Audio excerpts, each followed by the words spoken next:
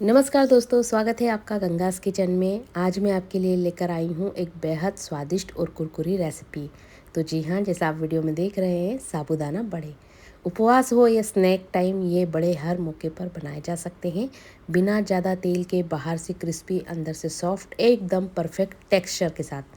Video को अंत तक ज़रूर देखें क्योंकि मैं शेयर करूँगी कुछ ऐसे टिप्स जिससे आपके बड़े कभी नहीं टूटेंगे और हर बार बनाएंगे एकदम परफेक्ट बड़े।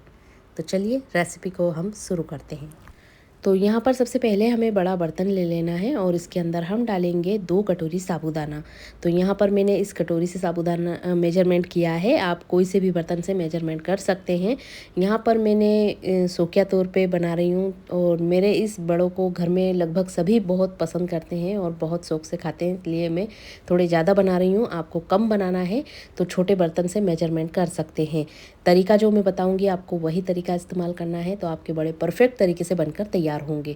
तो यहाँ पर साबूदानों को हमें अच्छे से धो लेना है और जैसा कि मैंने पहले भी वीडियो में बताया है, आपको 2 बार पानी से हमें इसे धोना है, ज़्यादा पानी से नहीं धोना है। तो यहाँ पर इस तरीके से हल्के हाथों से हमें इसे मसलना है और देखिए इसका पानी कितना वाइट हो चुका है।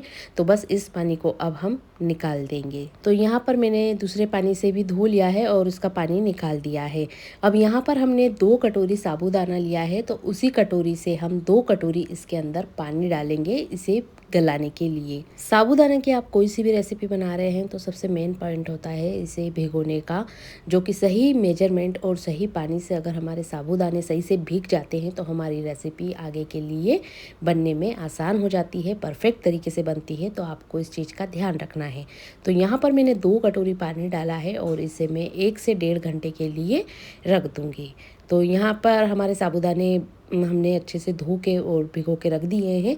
अब हम चलेंगे गैस की तरफ। तो यहाँ पर मैंने एक फ्राई पैन रखा है और इसके अंदर उसी कटोरी से मैं 1.5 कटोरी मूंगफली के दाने लूँगी और मीडियम आंच पर इन्हें चलाते हुए हमें सेकना है। तो दोस्तों, जैसा मैं आपको हमेशा याद दिलाती हूँ, बताती रहती हूँ कि आप लोग जैसे पहले से मेरे इस चैनल पर आपने सब्सक्राइब कर रखा है तो आपका बहुत बहुत दिल से धन्यवाद। आप ही की वजह से मैं ऐसी अच्छी अच्छी रेसिपी लेकर आती रहती हूँ। और आप अब अभी अभी नए आए हैं मेरे इस चैनल पर तो मेरे चैनल को सब्सक्राइब कर लें, बेल आइकन प्रेस करें और एक प्यारा सा कमेंट छोड़ के जाएं। आपको जैसी भी मेरी रेसिपी लगती हो, आपका अनुभव ज़रूर शेयर करें। आपके इस छोटे से सपोर्ट से मुझे आगे के लिए बहुत एनर्जी मिल जाती है काम करने के लिए। तो ये छोटा सा सपोर्ट आपकी तरफ से रहेगा मेरे लिए। तो यहाँ पर देखिए हम इन दानों को चलाते हुए भून रहे हैं और मीडियम आंच पे भुनना है, जैसे मैंने आपको आगे बताया है। तभी ये बहुत अच्छे से सीख के तैयार होंगे। इनका टेस्ट भी बहुत अच्छा आता है जब हम मीडियम आंच पर इन्हें चलाते हुए सेकते हैं। तो यहाँ पर देखिए हमारे दाने सीख चुके हैं और अब इन्हें हम हटा लेंगे। तो ये बहुत अच्छे से सीख चुके हैं। बस इसी तरीके से हमें इन्हें सेक के तैयार करना है। तो बस यहाँ से हम इन्हें हटा लेंगे और किसी अच्छे बर्तन, चौड़े बर्तन में इन्हें निकाल लेंगे। तो यहाँ पर देखिए इस तरीके से चौड़े बर्तन में मैंने निकाला है ताकि ये जल्दी से ठंडे हो जाएं और हम इनका आसानी से छिलका उतार सकें। जैसे ही ये ठंडे हो जाते हैं या थोड़े हल्के गर्म भी होते हैं, बस इतना ध्यान रखना है हमारे हाथ जले नहीं और इन्हें मसलते हुए हमें छील लेना है। तो यहाँ पर देखिए मैंने ये छिलके तैयार किए हैं, कुछ इस तरीके से इनका छिलका निकाला है। कुछ कुछ छिलके इसमें दिख रहे हैं तो कोई बात नहीं, चलेंगे। और इन्हें हमें डालना है खलबत्ते में। मिक्सर में अगर मैं पीसती हूँ तो मिक्सर में एकदम बारीक पाउडर बन के होगा, जो कि मुझे नहीं चाहिए। मुझे थोड़े दरदरे जो दाने होते हैं उस टाइप से थोड़ा चाहिए था, इसलिए मैं इस खलबत्ते में इसे कूटूंगी। तो यहाँ पर देखिए मैं इसे कूट रही हूँ। इसे कूटने में ज़्यादा समय नहीं लगता है, बहुत जल्दी से ये कूट के तैयार हो जाएंगे जिस तरीके से हमें चाहिए। तो मैं आपको दिखाती हूँ किस तरीके से हमने इन्हें पीस के तैयार किया है। तो ये देखिए ये कुछ इस तरीके से पिसाए हैं और ऐसे ही मुझे चाहिए थे और बस यहाँ पर ये तैयार है हमारी रेसिपी में जाने के लिए। तो इसी तरीके से आपको पीस के तैयार करना है। अगर आप मिक्सर में पीस सकते हैं तो आप पीस लें। तो यहाँ पर हमारे दाने भी हो गए हैं तैयार और अब हम देख लेते हैं जिन साबूदानों को हमने भिगो के तैयार किया था। मैं एक हाथ में लेके दिखाती हूँ। देखिए पूरी तरह से ये नरम हो चुके हैं। मैंने कुछ 1.5 घंटे इन्हें भिगो के रखा है।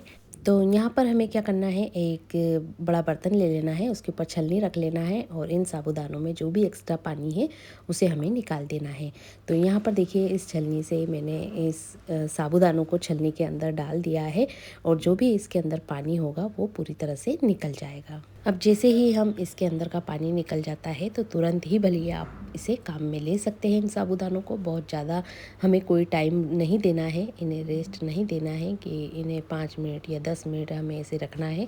अब हम इन्हें तुरंत ही काम में ले लेंगे। तो अब यहाँ पर हमें बड़ा और चौड़ा बर्तन लेना है और इन साबूदानों को इसके अंदर डाल देना है। अब हम इसके अंदर डालेंगे आलू। यहाँ पर मैं 2 कटोरी उबले हुए बारीक करके आलू इनके अंदर मैं डाल रही हूँ। यहाँ पर हमने 2 कटोरी साबूदाना लिया था, 2 ही कटोरी हम यहाँ पर आलू ले रहे हैं। तो इन्हें इसके अंदर हमने डाल दिया है। यहाँ पर मैंने हरी मिर्ची को दरदरा कूट लिया है और ये करीब 3 से 4 चम्मच हरी मिर्ची है, इन्हें भी इसके अंदर हम डाल देंगे। तो यहाँ पर हमने इसके अंदर मिर्ची डाल दी है और अब हम डालेंगे 2 चम्मच काला सेंधा नमक जो व्रत में खाया जाता है और 1 चम्मच यहाँ पर हम डालेंगे शक्कर और ये मैं दूसरा चम्मच भी डाल रही हूँ।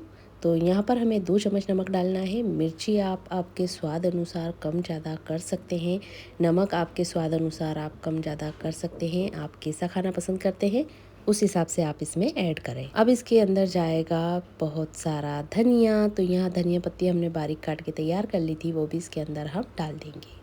अब यहाँ पर 2 चीज़ें और हैं जो मैंने ऐड नहीं की है फिलहाल। तो मैं यहाँ पर कुटे हुए मूंगफली के दाने डाल रही हूँ जो हमने कूट के तैयार किए थे। 1 चम्मच जीरा और 2 चम्मच लेमन जूस डाल सकते हैं आप अगर खाना पसंद करते हैं तो यहाँ पर इन चीज़ों को सारी चीज़ों को अच्छे से हमें मिला लेना है। अब यहाँ पर हम 2 चम्मच डालेंगे सिंघाड़े का आटा। आप व्रत में खाने वाला राजगिरे का आटा, सिंघाड़े का आटा या साबूदाने का पाउडर आप इसमें ले सकते हैं।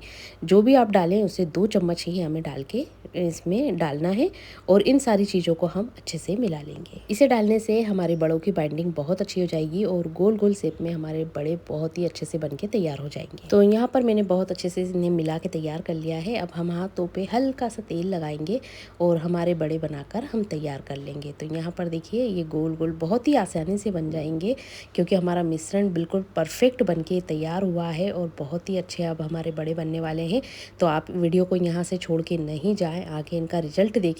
फ्राई करने में हमारे बड़े वाकई में बहुत ही अच्छे से फ्राई हो रहे हैं या नहीं हो रहे हैं वो भी आप देख कर जाइएगा। तो यहाँ पर देखिए मैं एक बड़ा आपको बना के बता रही हूँ, इसी तरीके से हमें सारे बड़े बनाकर तैयार कर लेना है। तो चलिए अब हम चलते हैं गैस की तरफ और इन्हें फ्राई करने की तैयारी करते हैं। तो यहाँ पर मैंने पहले से तेल को गर्म रख दिया था।